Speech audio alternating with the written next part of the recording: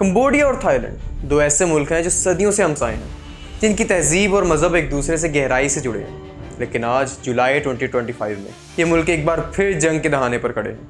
इनकी सरहदों पर आग और बारूद की बारिश हो रही है। दोनों तरफ से आर्टिलरी, फाइटर जेट्स और ग्राउंड ट्रूप्स इस्तेमाल हो रहे हैं। ये पिछली डेकेड की सबसे बड़ी और सबसे खूनरेज लड़ाई है। सिविलियन इलाके निशाना बन रहे हैं, हॉस्पिटल और गैस स्टेशन तबाह हो रहे हैं और हज़ारों लोग अपना घर छोड़कर महफूज मकामात की तरफ भागने पर मजबूर हैं। तो आखिर हुआ क्या है? ये आग दोबारा कैसे भड़की? क्या ये सिर्फ ज़मीन का तनाज़ा है या इसके पीछे सदियों पुरानी दुश्मनी और सियासत छुपी है? और सबसे बड़ा सवाल, जब दुनिया के इस हिस्से में जंग के बादल मंडला रहे थे तो यूनाइटेड नेशंस कहाँ था? कि दुनिया के आलमी इदारे अपना कंट्रोल खो चुके हैं? ये कहानी है कंबोडिया और थाईलैंड के दरमियान उस तनाज़े की जो इतना पुराना है जितने इनके कदीम मंदिर, लेकिन जिसके शोले आज भी उठ रहे हैं। ये मौजूदा क्राइसिस अचानक शुरू नहीं हुआ। इसकी चिंगारियां पिछले कुछ महीनों से सुलग रही थी। सबसे पहले मई 28, 2025 को एमरल्ड ट्रायंगल के करीब बॉर्डर पर एक छोटा सा कॉन्फ्लिक्ट हुआ। ये वो इलाका है जहां थाईलैंड, कंबोडिया और लाओस की सरहदें मिलती हैं। इस कॉन्फ्लिक्ट में एक कंबोडियन फौजी की मौत हुई और दोनों मुल्कों ने इसका इल्ज़ाम एक दूसरे पर लगा दिया। फिर जुलाई 2025 में हालात और ख़राब हो गए जब मुतनाज़ा इलाके में बिछाई गई लैंड माइन्स फटने से थाईलैंड के फौजी जख्मी हुए। जुलाई 23 को एक और थाई फोल्डर ने लैंड माइन पर कदम रखा और अपनी एक टांग खो बैठा। इस वाक़े ने थाईलैंड में गुस्से की लहर दोहरा दी और फिर 24 जुलाई 2025 को फुल स्केल आर्म्ड कॉन्फ्लिक्ट शुरू हो गया। दोनों मुल्कों की अपनी अपनी कहानी है। थाईलैंड का कहना है कि उन्होंने कंबोडियन अनमैन्ड एरियल व्हीकल्स यानी ड्रोन्स को अपनी सरहद में डिटेक्ट किया, जिसके बाद फौरन कंबोडियन फौजियों ने उन पर गोलाबारी शुरू कर दी। दूसरी तरफ कंबोडिया का इल्ज़ाम है कि थाई मिलिट्री ने उनकी फोर्सेस पर एक सोचा समझा हमला किया। नतीजा बहुत तबाही। लेट जुलाई 2025 तक रिपोर्ट्स के मुताबिक थाईलैंड में कम से कम 14 आम शहरी कंबोडियन शेलिंग से मारे जा चुके हैं। कहा जा रहा है कि ये शेल एक गैस स्टेशन और एक हॉस्पिटल पर भी गिराए गए। कंबोडिया ने भी अपनी फौजी और सिविलियन नुकसानात रिपोर्ट किए हैं। शेलिंग के जवाब में थाईलैंड ने अपने F-16 फाइटर जेट्स इस्तेमाल किए और कंबोडिया के मिलिट्री ठिकानों पर एयर हमला किया। जबकि कंबोडिया ने इल्ज़ाम लगाया है कि थाईलैंड तारीखी प्री विहार मंदिर के करीब सड़कों को निशाना बना रहा है। इस लड़ाई की वजह से 35,000 से ज़्यादा कंबोडियंस अपना घर छोड़कर जा चुके हैं और ऐसी ही सूरत हाल थाईलैंड की तरफ भी है। लेकिन ये समझने के लिए ये नफरत इतनी गहरी क्यों है और ये तनाज़ा बार बार क्यों सर उठाता है, हमें थोड़ा पास्ट में जाना होगा। कंबोडिया और थाईलैंड की दुश्मनी और दोस्ती की कहानी सदियों पुरानी है। एक वक्त था जब कंबोडिया की खमेर एम्पायर दुनिया की सबसे ताकतवर तहजीबों में से एक थी। मशहूर एंकर वाट मंदिर इसी सल्तनत की निशानी थी।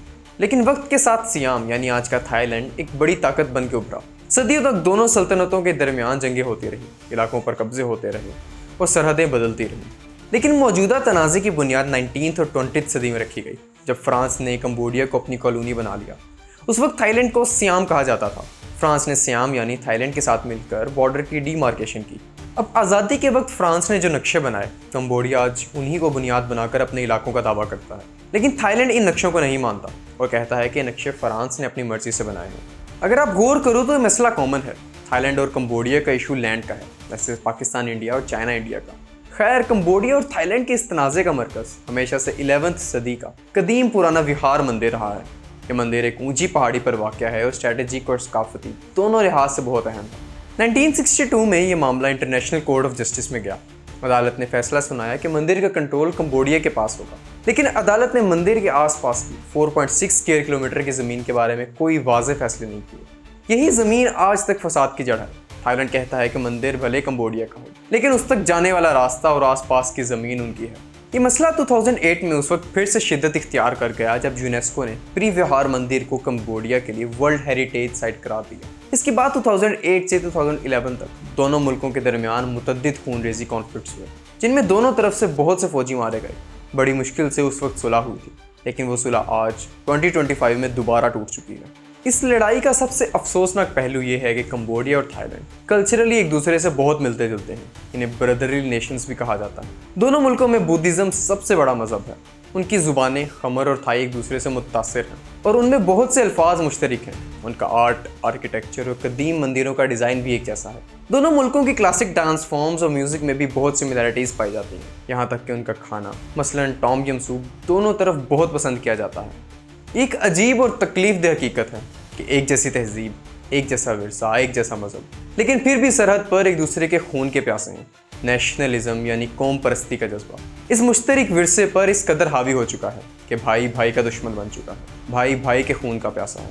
आप सोच रहे होंगे कि ये दो छोटे मुल्कों की सरहदी लड़ाई है, इससे बाकी दुनिया को क्या फ़र्क पड़ता है, लेकिन इसका असर दुनिया पर भी बहुत गहरा है। सबसे पहला असर है आसीन यानी association of south east Asian Nations. 10 मुल्कों का एक इकोनॉमिक और पॉलिटिकल ब्लॉक, जिसमें कंबोडिया और थाईलैंड दोनों शामिल हैं। जब दो मेंबर स्टेट्स आपस में जंग कर रहे हों तो ये पूरे ब्लॉक की कमजोरी और नाकामी को जाहिर करता है। ये आसीन के नॉन इंटरफेरेंस के असूल पर भी एक सवाल या निशान है। दूसरा असर इकोनॉमी पर है। ये खित्ता दुनिया भर के टूरिस्ट के लिए एक अहम मंजिल है। जंग की खबरें आने से टूरिज्म तबाह होता है, जिससे दोनों मुल्कों को अरबों डॉलर्स का नुकसान होता है। इसके अलावा बॉर्डर ट्रेड रुक जाती है और रीजनल सप्लाई चेन्स मुतासर होती हैं। तीसरा और सबसे खतरनाक असर बड़ी ताकतों की मुदाखलत है। कंबोडिया के चाइना के साथ बहुत करीबी ताल्लुकात, जबकि थाईलैंड अमेरिका का एक पुराना मिलिट्री अलाय है। अगर ये लड़ाई बढ़ती है तो ये चाइना और अमेरिका के लिए इस खित्ते में अपने असर व सूख बढ़ाने का एक मैदान बन सकता है। ये छोटी सी सरहदी जंग एक बहुत बड़ी प्रॉक्सी वॉर बन सकती है। अब सवाल ये उठता है कि इन हालात में यूनाइटेड नेशंस कहाँ है? दुनिया का सबसे बड़ा इदारा जो अमन कायम करने के लिए बनाया गया था, वो इस मामले में खामोश क्यों नजर आता है? सिर्फ कंबोडिया थाईलैंड की बात नहीं है। ऐसा लगता है कि इस साल दुनिया भर में आलमी इदारों का कंट्रोल खत्म होता जा रहा है। खाली इसी साल हमने पैलेस्टाइन और इसराइल के दरमियान ना खत्म होने वाली तबाही देखी। हमने ईरान और अमेरिका के दरमियान बढ़ती हुई टेंशन्स को महसूस किया। हमने पाकिस्तान और इंडिया के दरमियान सरहदी कशीदगी को देखा। और अब ये नया आग का मैदान खुल गया है। हर तरफ आग लगी हुई है, लेकिन यूएन सिर्फ कंसर्न जाहिर करने और रेस्ट्रेंट की अपील करने तक महदूद नजर आता है। क्या यूएन इतना कमज़ोर हो चुका है कि वो दो मुल्कों को जंग से नहीं रोक सकता, या बड़ी ताकतें उसे अपने मफादात के लिए इस्तेमाल करती हैं और उसे बेख्तियार बना देती हैं? ये वो सवाल हैं जो आज हर कोई पूछ रहा है। अफ्रीका में इब्राहिम ट्रोरे जैसा लीडर जब वेस्टर्न न्यू कॉलोनिज्म के खिलाफ उठता है तो उस पर पाबंदियां लगती हैं, लेकिन जब दो मुल्क खुलेआम शहरियों पर गोलाबारी करते हैं तो दुनिया खामोश रहती है। कंबोडिया और थाईलैंड का तनाज़ा एक आईना है जो हमें दिखाता है कि कैसे तारीख की गलतियाँ, कॉलोनियल लेगेसी और अंधी कौम परस्ती सिमिलर हेरिटेज को तबाह कर सकती है। ये ज़मीन के एक टुकड़े की लड़ाई नहीं, या आइडेंटिटी और तारीख की जंग है। इस आग को बुझाने के लिए डायलॉग और समझदारी की ज़रूरत है, ना कि F-16 और आर्टिलरी की। अगर इसे वक्त पे रोका ना गया तो ये आग पूरे खित्ते को अपने लपेट में ले सकती है।